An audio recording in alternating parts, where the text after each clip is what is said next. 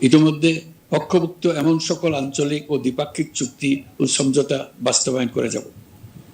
আমাদের সরকার রোহিঙ্গা সমস্যার বাস্তবসম্মত সমাধানের লক্ষ্যে আন্তর্জাতিক সম্প্রদায়ের সাথে কাজ করে যাব। আমরা জাতীয় ঐক্যে বিশ্বাসী। প্রয়োজনীয় সংস্কারের লক্ষ্যে রাজনৈতিক ঐক্যের মধ্য দিয়ে নিশ্চিত করা হবে নারী, শিশু, প্রতিবন্ধী, ধর্মীয় সংখ্যালঘু, আদিবাসী সকলেই এদেশের নাগরিক এবং সমান আইনের সুরক্ষার অধিকারী। তাদের সকলের মানবিক অধিকার সহ অন্যান্য সকল অধিকার নিশ্চিত করার উদ্যোগ নেওয়া হবে। এই জন্য আমি উপদেষ্টা পদমর্যাদা সম্পন্ন একজন বিশেষ সহকারী নিয়োগ দিয়েছি, যার দায়িত্ব হবে জাতীয় সংহতি উন্নয়ন। বন্যা কবলিত এলাকার সকল মানুষের দুর্ভোগ লাঘবে সরকার সঠিক সহায়তা দেওয়ার জন্য সরকারের যত কার্যক্রম আছে তাদের সচল করেছে। ইতিমধ্যে উপদেষ্টাবৃন্দ বিভিন্ন এলাকার দায়িত্ব নিয়ে এলাকায় গেছেন। আমার কার্যালয়ে একটা নিয়ন্ত্রণ কক্ষ স্থাপন করা হয়েছে। বন্যা পরবর্তী কার্যক্রম নেওয়া হয়েছে। ভবিষ্যতে বন্যা নিয়ন্ত্রণের জন্য করণীয় কি স্থির করার জন্য পদক্ষেপ নেওয়া হচ্ছে।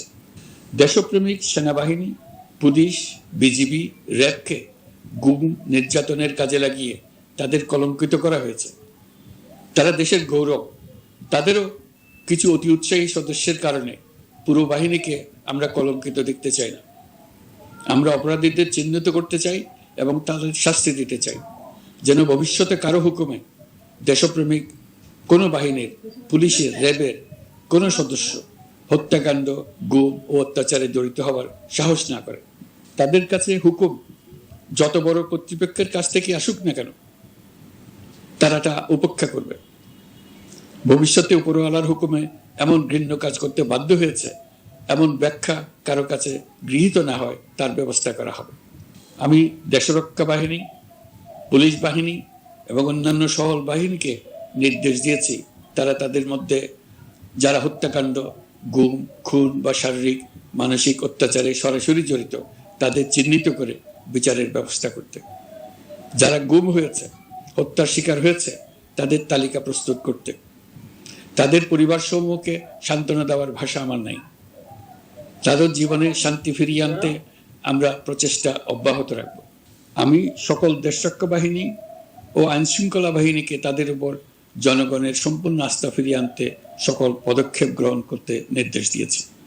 গত 15 বছরের দুর্নীতি, অর্থ পাচার ও জনস্বার্থ বিরোধী চুক্তি স্বাক্ষর, প্রকল্পের নামে লুটপাট ইত্যাদি তথ্য নিয়ে একটি শ্বেতপত্র প্রণয়নের জন্য আমি ইতিমধ্যে একটি কমিটি গঠন করেছি। আমি বিভিন্ন দেশের রাষ্ট্রদূত এবং দাতা সংস্থার প্রতিনিধিদের সঙ্গে বৈঠক করেছি এবং করে যাচ্ছি। ছাত্র জনতার গণঅভ্যুত্থানের পর দেশ গঠনের জন্য সকল প্রকার আর্থিক অন্যান্য সহযোগিতার জন্য তাদেরকে অনুরোধ জানাচ্ছি। তারা এ ব্যাপারে আগ্রহ দেখাচ্ছে। তাদের কাছে আমাদের প্রস্তাব সমূহ প্রণয়ন করে দ্রুত পাঠানোর ব্যবস্থা নিয়েছে। তাদেরকে অনুরোধ জানিয়েছে তারা যেন পরিস্থিতির কারণে অতি দ্রুত অর্থ ছাড় করার ব্যবস্থা নেন। তাদেরকেও বলেছি যে অবস্থার মধ্য দিয়ে আমরা যাচ্ছি তা যেমন একটি দুর্যোগপূর্ণ সময়, তেমনি এটা জাতির জীবনে মস্ত বড় সুযোগ। এই সুযোগকে যেন আমরা পূর্ণভাবে কাজে লাগাতে পারি, সেই জন্য তাদের সহযোগিতা চেয়েছি। এই গণ অভ্যুত্থানে বিদেশে অবস্থানকারী বাংলাদেশিরা অত্যন্ত গুরুত্বপূর্ণ ভূমিকা পালন করেছেন।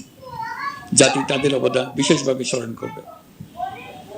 নতুন বাংলাদেশ গড়ার কাজে আমরা তাদের অংশগ্রহণ চাইব। আমাদের একটি লক্ষ্য হবে বিদেশগামী এবং প্রত্যাবর্তনকারী প্রত্যেক প্রবাসী শ্রমিককে মর্যাদা ও সম্মানের সঙ্গে দেশে আসা এবং যাওয়া নিশ্চিত করা। সে ব্যাপারে শিগগিরই পদক্ষেপ নেওয়া হবে। বিদেশি অবস্থানরত সকলের কাছে আমার আবেদন, তারা যেন তাদের উপার্জিত অর্থ অফিসিয়াল চ্যানেলে দেশে পাঠান। দেশের অর্থনৈতিক সংকট উত্তরণে এই অর্থ বিশেষভাবে প্রয়োজন। কি কি ব্যবস্থা নিলে তাদের জন্য অফিসিয়াল চ্যানেলে অর্থ পাঠানো সহজ হবে সেটা সম্বন্ধে আমরা তাদের পরামর্শ নেব। সারা দেশ ঘুষের মহাসমুদ্রে নিমজ্জিত। কিভাবে ঘুষ থেকে আমরা মুক্ত হতে পারি তার জন্য আমাদের পরামর্শ দেন। শুধু এই কাজটা নিয়ে অগ্রসর হতে পারলেই আমি মনে করি দেশের জন্য এই সরকার একটা গুরুত্বপূর্ণ অবদান রেখে গেছে বলে স্মরণীয় হয়ে থাকবে। আমি কথা দিচ্ছি এই ব্যাপারে আমি আমার সর্বশক্তি নিয়োজিত করব। আমাদের দায়িত্ব দেশের সকল মানুষকে একটি পরিবারের বন্ধনে আবদ্ধ করা। পরিবারে মতভেদ থাকবে, বাকবিতণ্ডা হবে, কিন্তু আমরা ভাই বোন, আমরা বাবা মা, আমরা কেউ কারো শত্রু না। কাউকে তার মতের জন্য শত্রু মনে করব না, কাউকে ধর্মের কারণে শত্রু মনে করব না, কাউকে লিঙ্গের কারণে শত্রু মনে করব না। আমরা সবাই সমান, কেউ কারো উপরে, কেউ কারো নিচে না। এই ধারণা আমরা জাতীয় জীবনের সর্বক্ষেত্রে প্রতিষ্ঠিত করতে চাই। একটা বিশেষ ব্যাপারে আমরা আপনাদের সহযোগিতা চাচ্ছি। আমাদের দায়িত্ব গ্রহণের পর থেকে প্রতিদিন সচিবালয়ে, আমার অফিসের আশেপাশে, শহরের বিভিন্ন স্থানে সমাবেশ করা হচ্ছে। গত 16 বছরের অনেক দুঃখ কষ্ট আপনাদের জমা আছে, সেটা আমরা বুঝি। আমাদের যদি কাজ করতে না দেন, তাহলে দুঃখ ঘোচানোর সকল পথ বন্ধ হয়ে যাবে। আপনাদের কাছে একান্ত অনুরোধ, আমাদের কাজ করতে দেন। আপনাদের যা চাওয়া তা লিখিতভাবে আমাদেরকে দিয়ে যান। আমরা আপনাদের বিপক্ষ দল নয়,